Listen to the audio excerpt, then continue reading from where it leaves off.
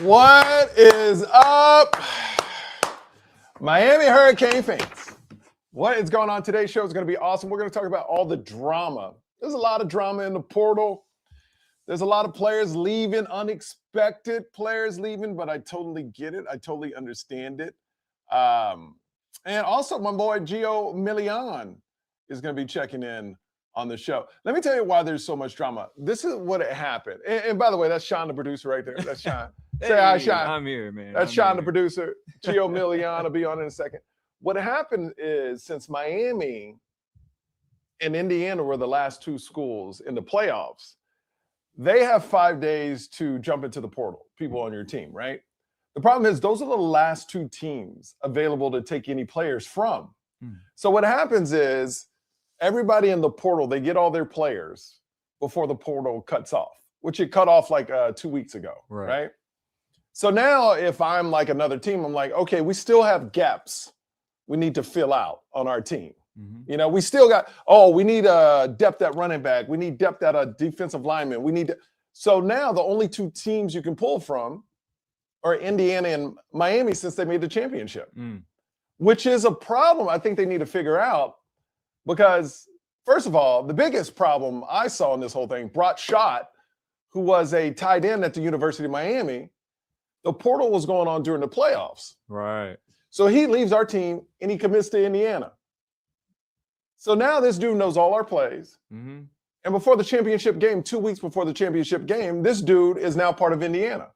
So he can tell us all their plays. He can give all their calls. You know what I mean? Yeah. That's just terrible. To me, it's terrible for the NCAA. They need to, I don't even know if NCAA has any power, but they need to figure out a way that this portal does not affect the playoffs. Because if I was a coach in the playoffs and I thought my team was going to make it far in the playoffs and I'm looking at the brackets and I go, I could be playing that other team. Let me offer a lot of money to a player that we're going to play that team just so we can get the secrets. So that's one bad thing about the portal. By the way, Gio Million is going to be on in a second. We're going to talk about all the drama. The second thing I hate about the portal is Miami and Indiana, but nobody wants Indiana players really because they're so old. And they're going pretty much. This is why I'm telling you. You remember when I told everybody who watches this show, Clemson was not going to be good because I didn't think Klubnik was good. Now, I don't think Indiana is going to be as good in the future because they had all these older players from JMU that have been in the system 3 to 4 years. Once all those players graduate and move on, they're not going to be as good. I wouldn't be surprised if Indiana is not great next year. They'll be solid, but they might not be great. Like, because isn't that the whole Mark Cuban thing now? Because he wants to invest so much millions and millions into 100%. the program. Mark Cuban is going to throw a lot of money towards that team. But I think the reason why that team was so good, and here's the thing, they were talking crazy noise that team was one of the best teams ever. And then when Miami should have beat them in that final drive, all that noise stopped. To me, I'm going to be honest with you, and I can sound like a homer or whatever, Miami was the better team. Dominated them. And I don't care if Indiana won, dominated them boys up front. Literally, the reason why we lost was that blocked field goal. I mean, that blocked punt. Because number 87 was like, doing this right. And I feel bad for Bowman, but that was weak, bro. Just throwing his hand. It's like a bullfighter. Hey, ole! It was garbage, man. It was garbage. Now, I have moved on from that Indiana loss. It took me a while. My wife saw me just staring into nothing yesterday. And she goes, "What's wrong?" I was like, "I'm still replaying that block punt." Because they scored like 3-4 plays later after that. Man. I'm proud of you, man. I'm trying, man. It's hard. It's hard when you love a team so much. So for all the people that watch Comics on Canes, like I said, we're not stopping. We're going all year long. I'm going to be doing 2 to 3 podcasts a week. We're going to keep it going to the new season. And by the way, November 7th, did you know this? They play Notre Dame at Notre Dame. I already booked the show November 6th at the Den in Chicago. Oh, nice. The Den was one of the greatest clubs in Chicago. I am actually performing November 6th. We booked it yesterday. November 6th, I'm doing 2 shows in Chicago at the Den, and they sell out every year. I sell them out every year. I'm going to sell them out. Miami fans, you should come to that show because then I'm rolling with a bunch of people to the Notre Dame game on this Sabbath. My dream is to Bill Burr it. You know what Bill Burr it means to me? Bill Burr, I think his favorite NFL team is the Pats. Yes. And so he wanted to see all the big stadiums. So when the Pats play a certain team in a different city, he does shows, so he gets paid. Yeah. And basically, they're paying for his travel to go to these football games. Beautiful thing. It's a beautiful thing. So that's what I'm doing. Love it. Now, you know this show. I got to bring on experts because, man, let me tell you something about Gio Million. This dude's been crushing it on his Discord, on his podcast. He is pretty much the voice to me. Him and Alex Dono, the two Dons. Let me bring him in right now. Add him to the stage. Why isn't he coming on stage? Why can't I put him on my stage? Hang on one second. I know he's there. I can put him on the stage. Wait, that's him. That's Gio. There we go. Gio Million. What's up, bro? What's up, Mike? It's been a while. Miami played in the national championship. We made that great run. We were a drive away, maybe a block punt away too, and everything. But you know what? The show doesn't stop, and it's definitely not stopping for Miami. They are in talent acquisition mode. Okay. There's a lot of things happening over the last 3 days. When is our official 5 days over? Is it today or tomorrow? Tomorrow. So the absolute last minute would be 11:59, but that doesn't mean players will be entering in paperwork at 11:59. So they would have to. Oh, go ahead.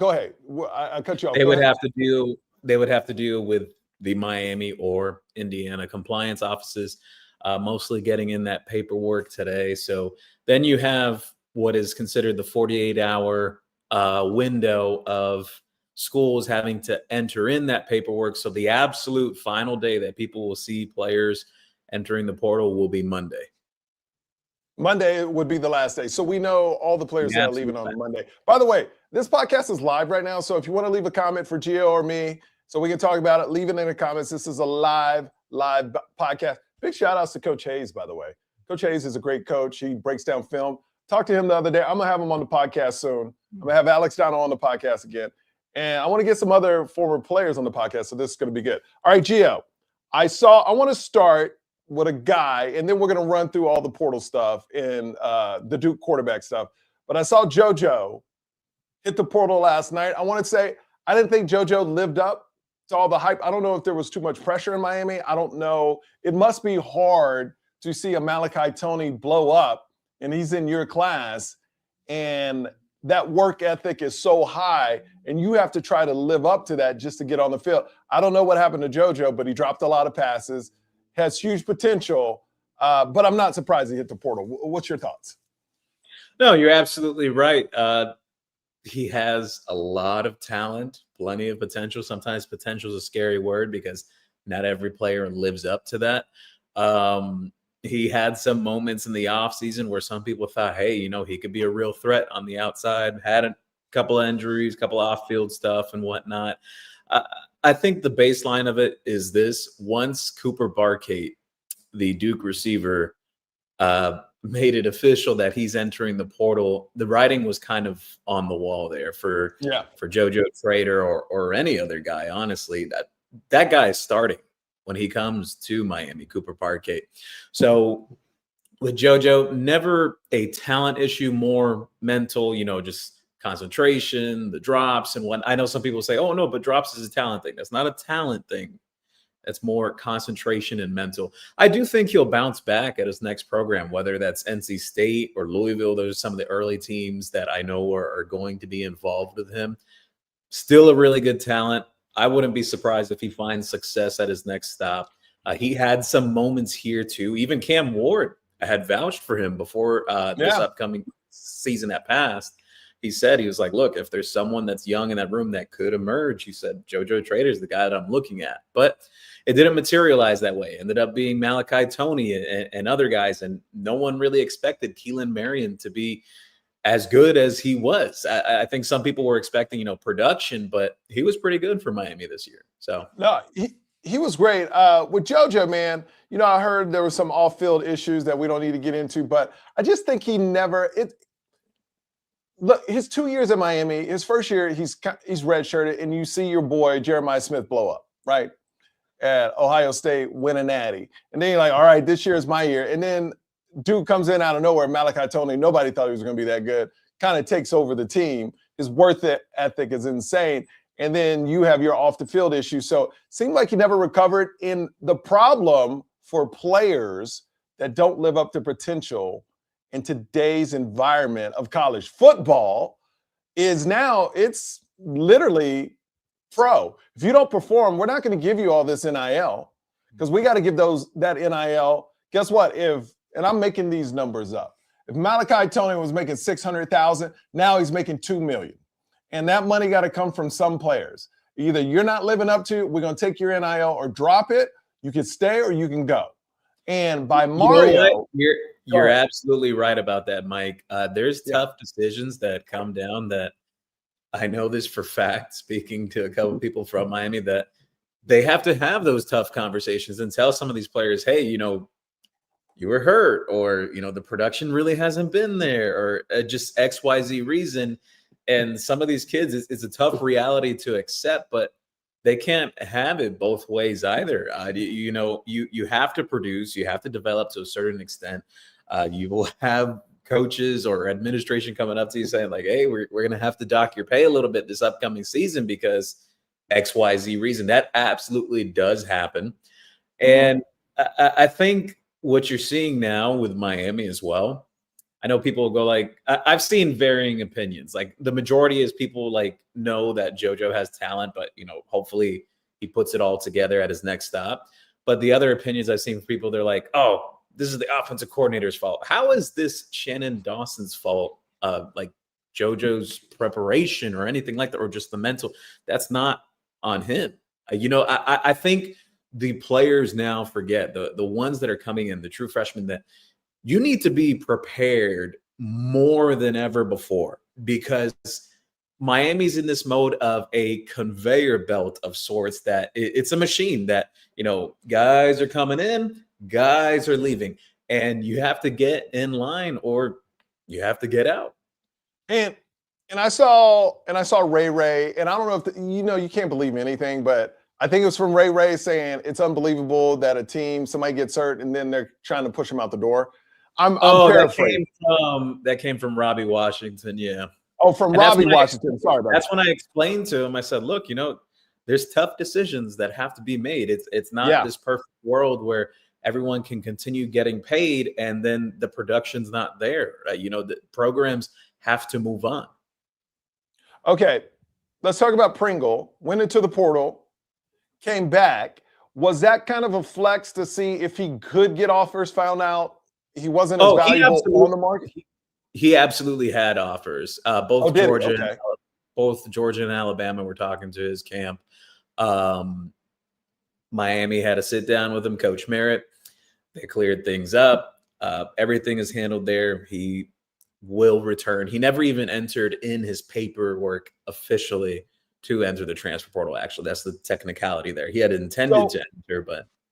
So let's think about this on a wide scale. You got Mark Fletcher coming back. And I know some people say Mark Fletcher go not because of talent. It's like, yo, man, you're not going to have a better season. And if you have the same season you had this year, you're not going to get drafted any higher or lower, right? That's what a lot of people are saying. And a lot of people is just fans I'm talking about. Yeah. I'm like, this man lost his father during this program. This man's mother is incredible. She's an incredible role model to the other families coming in.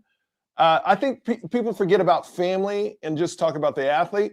I met Miss Fletcher. This woman is absolutely incredible. She galvanizes all those mothers. If you're a mother coming in with a new kid, like Jackson Cantwell's mom that I met, I'm telling you, this mother brings them all together, and that is invaluable. As far as a person that cares about Mark Fletcher, I'm like, if he wants to go, I understand, because that's a lot more hits you're going to take next year. But also, if you want to stay, you deserve every right to stay because you've done something for this team no other running back.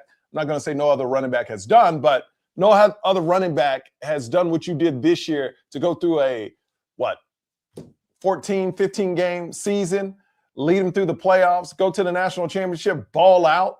So, yeah, I like him staying, but I also would understand if he went. So you got Mark Fletcher, you got Shamar Brown. Is Marty Brown going to go into the portal because there was some heat about Nebraska? Yes, so there's some teams that tried essentially tampering with Marty Brown, but the expectation, at least right now, is that he's going to return for another year to Miami. So it's an interesting situation in that running back room. I mean, because and then you got Lyle still. You got Lyle. Jordan Lyle had a really good freshman year.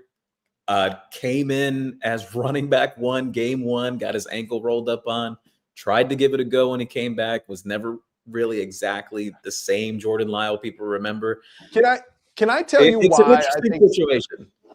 Can I tell you why I think Jordan Lyle wasn't Jordan Lyle? I think Pringle had the benefit of starting to play after Dawson figured it out. Not 11 in the box like SMU. That picture, it's still in my head, 11 in the box and we run it up the middle. Lyle was playing during those circumstances where it's run up the middle, don't do anything else. We're not going to stretch it. Even though you're fast, we're not going to stretch it. We're not going to do this. Pringle, who is a great running back as well. I'm not discounting any running back, but I think Lyle got the bad end of the deal because Pringle popped off after Dawson after that SMU game. They kind of figured it out. They're like, oh, we're going to change up the play calls. We're not going to run up the middle because if you notice, Lyle was just running up the middle, just like Mark Fletcher and Marty Brown. So I feel like Lyle didn't get the advantage of the last 6 games like Pringle. And I would be interested to see if they were both on the same footing as next year to see which one wins out. Because I think Lyle, look, he may have had a bad season and he got his ankle rolled up, but I also think the offensive strategy changed a lot where Lyle wasn't used like he was supposed to be used when they used him, if that makes sense.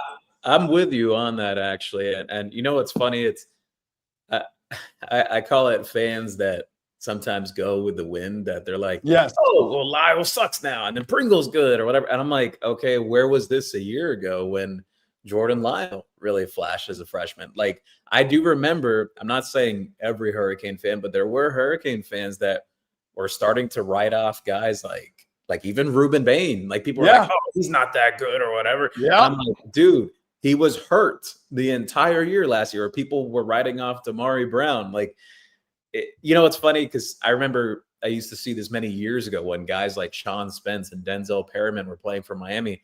They got hurt their second years, and there was fans like, oh, they're not that good, or they peaked, or whatever the story is that they try to say. So bottom line is that running back room situation is going to be interesting. We'll see if anyone enters. There's teams that have tried to pry and peak with all 3 of those guys, and Marty, Lyle, and Pringle. We'll see what happens. Yeah, and just to make a point about the strategy about Lyle versus Pringle, Lyle started the first game. Yes. Pringle had the advantage of Mark and Shamar beating up the defenses, wearing them down, and then he comes in. That's how Lyle should have never started. Lyle should have been the guy that comes in second or third quarter after they beat him down, like they physically beat down this team, and then you show the speed. So I'm excited for Lyle. Hopefully he doesn't transfer, but I understand because you got this Mallory kid, or Mallory, coming in as well. Javian Mallory, yeah. Javian Mallory, and that dude's supposed to be a beast too. So we'll see. My last question before I let you just go off on all the people that left and coming back and how we're going to look offensively and defensively. I want to talk about Mohamed Toure. Where are we with that? Is he coming back? When will we know? Yes, him and Ryan Rodriguez, they are eligible for the medical red shirts. They've been granted those. Nice. Understanding. So Ryan Rodriguez will compete with SJ Alafai-Tuli for the center position next year. Miami wants to go in-house. They don't want to take a transfer there anymore at center. So I know a lot of fans have been asking that 3 years straight of center transfers, but here we are. Miami's going to go in-house this time around. And getting Mohamed Toure back is absolutely big for the program. However, I don't want to say the name here. I said it on the Discord. You probably have already seen it, Mike, but there could be a potential departure in the linebacker room because there's certain sentiment from a certain player and their family about Miami bringing in Mohamed Touré this past season. So we'll see. All right. We shall see. All right. Now, I just wanted you to go off. I'm gonna just name some of the players that hit the portal, and Go ahead. then you kind of just go the route you want. Emery's gone. Pringle is back. Ray. Nightcar, is he back or is he gone? No, he's gone. He went to Wake Forest. He went to Wake Forest. Chance Robinson gone. Yes, he's going to NC State. Okay, you got Schott, you got Plage, you got Kinsler, Francavilla, Artavius Simpson. On the defensive side, Simpson, Russell, Washington, Bryant, Brantley, Wallace, and Williams. And you got more. Now, this is like 2 days I ago. think the only one that was surprising of that defensive side, most of those didn't shock me at all. Yeah. I think the one that was surprising was seeing Amari Wallace leave. But, Yes. Yeah. But when you look at the defensive backs, you got like 7 coming back. I mean, that room is so compared to it is so deep. I mean, you got Antone, you got Brown, you got Day, you got Fitzgerald, Frederic, Lucas, O'Connor, Poyser, you got Omar Thornton coming. I mean, to me, if anybody was transferring, I understand the DB room if anybody wants to leave because that room is stacked.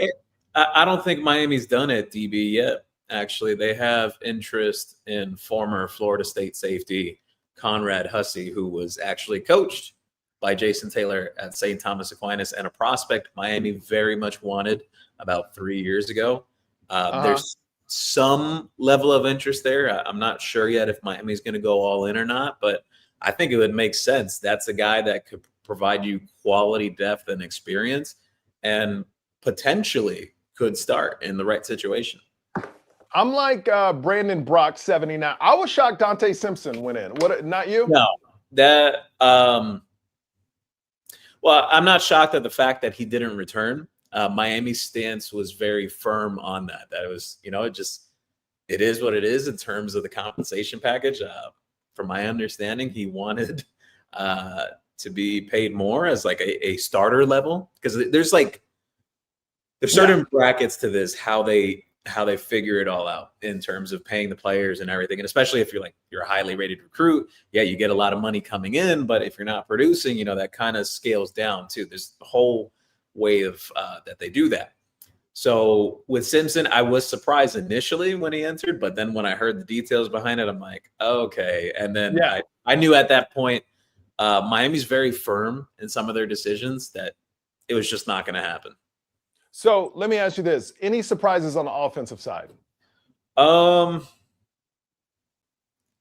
don't want to say that JoJo necessarily surprised me, but it was very much a situation that there was a lot of deliberation going on from him and his camp on whether to return or not. And then, it was even confirmed last night that, he initially had told Miami he was going to return. But, things change when a talent like Cooper Barkate comes open in the portal. You can't ignore that. You can't not try to go after a player like that, especially coming after a run to the national championship. You have to reload. Now, let me ask you, I've never seen this Cooper Barkade guy play. Is he good or is he good because of the quarterback and he was like the number one receiver? If that makes any sense. No, it's kind of like that was his guy. He made him good. I'll be honest with you. I only watched the kid barely before he entered the portal. I caught like a couple of Duke games this year.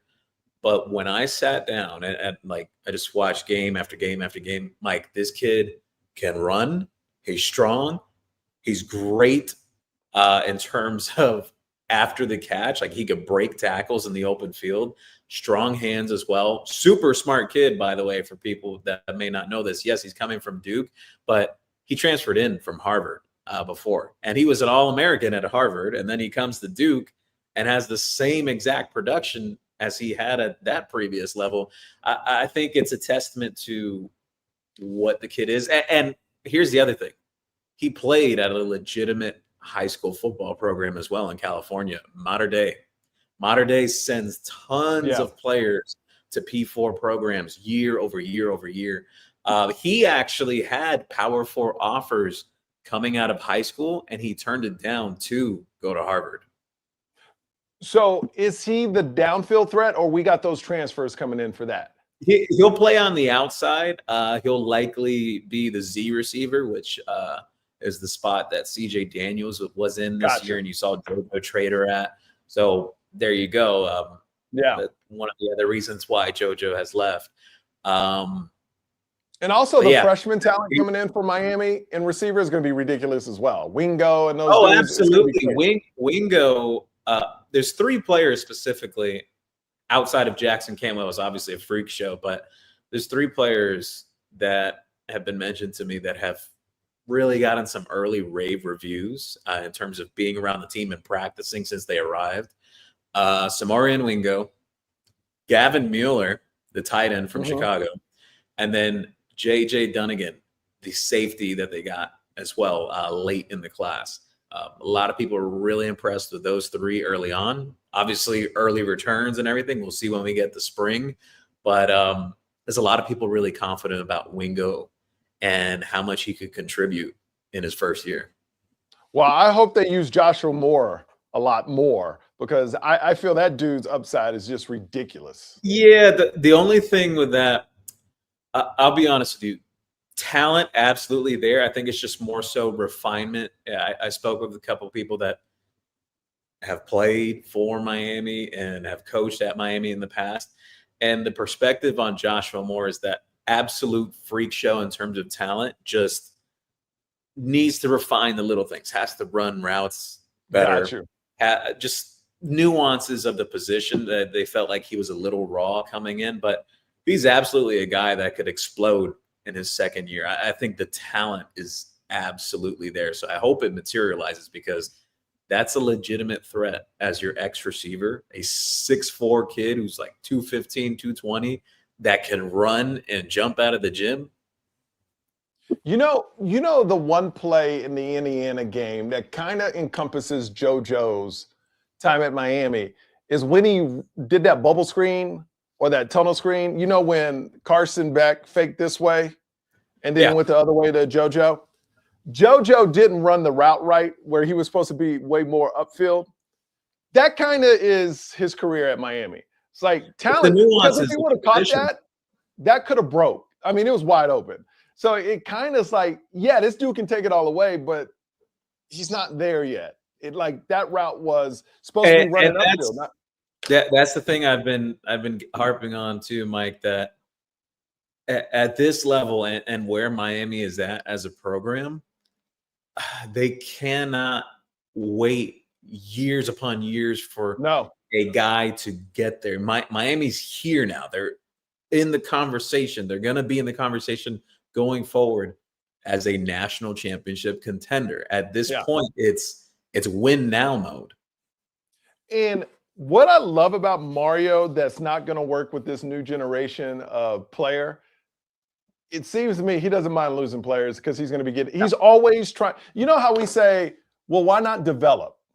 You know, and if you have major talent, he will develop you. But also, if he can find somebody better than you in the portal, he will. And I hate to say it, college football among players and coaches, and I feel the same, there's no loyalty. I think Mario's very loyal to the program. I think he's loyal to players that play well, but no coach in America anymore has time to be loyal for players that are taking up NIL budget and that's not playing. They'll be more loyal to a walk-on because they need scout team players than a player that's asking for a lot of money that's not performing.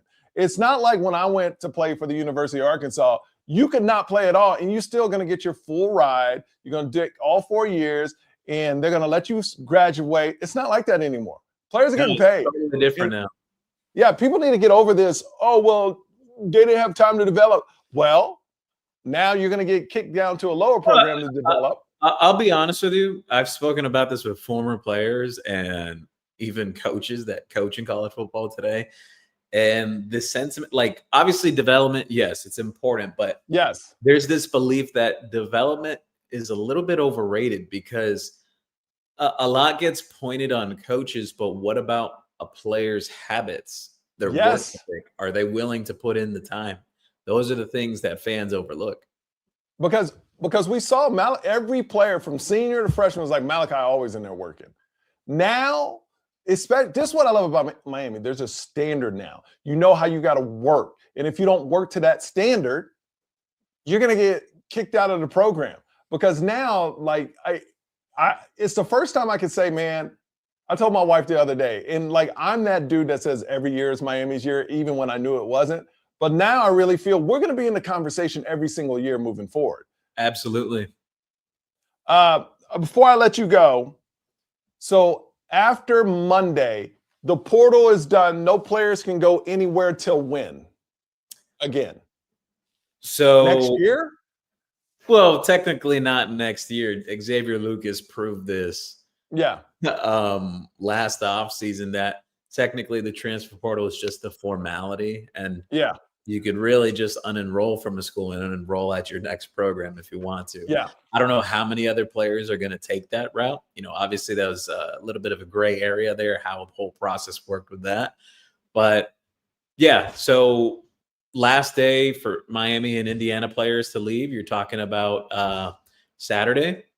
Mhm. And then that 48-hour process, so that could go up to Monday. And then in terms of the guys that are remaining, you know, Darian Mensah, him and attorney Heitner, they asked for it today to have the February 2nd hearing moved up to today. There still hasn't been a response back from the North Carolina Durham a court system. So we'll see what happens with that. But I do anticipate him to still be ending up at Miami when this is all resolved and done with. I'll be honest with you, Mike, just a little note on that, the whole Mensah thing. I think that's going to be one of those situations where both institutions will just settle because it's I don't see in what world how you could force a player, especially one that is not an employee of your school, to stay there. That's absolutely ridiculous. And then you don't want them to lead your team either. So you're basically, you want to stall this as much as possible, you knowing as a school you're not going to take him back, because what kind of leadership is that? That's just pie on your face. You know he's going to inevitably go to Miami. So it's kind of like, let's just throw in a roadblock, let's make our statement, and then we'll let it go. You know, we'll work out something with Miami, and then it's done. Because if I'm a Duke player, I don't want him back either. Yeah, at this point, he's shown that he doesn't intend to return. He's very likely not going to. He's made it clear that he wants to go to Miami. Pending his situation, I expect Barkate to follow him to Miami. And then a couple other names to throw out there. Jordan Seaton, as I've said since the beginning. Okay, where are we with Seaton? As I've said since the beginning of the week in the Discord, Miami's still very much in that one. Miami, Oregon. I know some people are discounting LSU. I'm not going to discount LSU because they've pulled a couple surprises throughout this portal cycle that people thought they weren't going to get or finish off. So the other one, Jamal Merriweather, a swing tackle from Georgia who's played about 3 seasons now, has 2 years of eligibility. He's still an option for Miami. I'm not ready to say he's going to end up at Miami. There's still a lot of moving parts there with what Seaton's situation and everything. However, I like Miami's chances to close on Kiana Davis, who was a full-time starter as a sophomore for Nebraska this year. He's about 6'5", 275, can play interior and outside on the edge. As long as everything clears medically, I do expect him to end up with Miami. Florida State and UCLA were chasing him. And any other last names I want to mention? I mentioned Hussey earlier. Nothing. Let me nothing ask really you, else at this moment. When do these players have to move schools by? Like Mensah and the receiver, can they be in spring ball or are they missing spring ball? So here's the thing. There's a very unique situation for both Miami and Indiana that I know both of their presidents of the schools are trying to accommodate with players and incoming student athletes and whatnot. So Miami's technical enrollment date that players had to do add drop-in classes was January 21st, which already passed by. And then there was going to be some type of extension through the 23rd. I have overheard, I'll hold a gun to my head on this, but Miami will make an exception for any players that are coming a little shortly after the 20th, which is today. So we'll be good. We'll be good. All right, Gio, any last nuggets you want to drop before we get out of here? Nothing right now, but the next time I'm on, I'll drop some nuggets on 2027. I know a few things rumbling about and whatnot outside of the obvious ones that are out there, like, Mark Matthews. Let's do this every week, Gio. I'm going to keep this podcast going. It's grown. We're over 3,500 people. So, man, I've told you my dream, 2027, when we open up against Utah in Las Vegas, I want to throw a huge party, and I want us to be in a national championship in Las Vegas at the end of next year. Yeah, all roads lead to Vegas. That's right. That's right. All right, Gio, how can people follow you, man? Yeah, everyone can follow me on X at Gio Million. You can sign up for the Discord. The links are all over there throughout my timeline and everything. People really have been enjoying it with transfer portal season. The guys coming in, guys coming out and whatnot. Some recruiting stuff will be coming up in the next few days that I've been working on. And Gainsware Podcast, or here with Mike as well. 560 WQAM sometimes as well. You can also find me on Locked on Canes at times. But yeah, I just fun times ahead, Mike. It's an exciting time to be a Miami Hurricane fan. I know people are upset. Yes, it is. I know people are upset about Monday, but you know what? I try to rationalize it for people. Miami will be back. They will be back there again. This is not a one-off. Can I tell you something, Gio, before I let you go? My wife, because I had an opportunity to go. I met some great people from Miami, and they offered me a ticket to go to the national championship. And I hadn't seen I was traveling internationally and with my family and stuff like that with my parents. And I came home and I go, I need to see my kids. I haven't seen my kids in 7 years. She goes, but this is a once in a lifetime thing. I go, no, I just have this weird feeling they're going to be there a lot. So I think they'll be there again soon. So I think all of Miami fan base, you can be scared. You can be like, we'll never. I don't think so. I think Miami's good. All right, Gio, go ahead. I think if they can close on Mensah and Seton along with Barkate, which I think there's a heavy chance 2 of those 3 happen and a decent chance for the third. I think they'll be right back in it, honestly. So are we saying about Mensah, we'll find out February 2nd, basically? The latest would be then, could be possibly sooner. We'll see what the court system says later today. All right. Have a great one, Gio. I appreciate you. And for everybody else, make sure you hit that subscribe button. You know how to do it. Hit the subscribe button. Thank you so much for all the love. Really appreciate you. You guys make this show happen. It's a free show. Just hit the subscribe button. Talk to you soon. Later.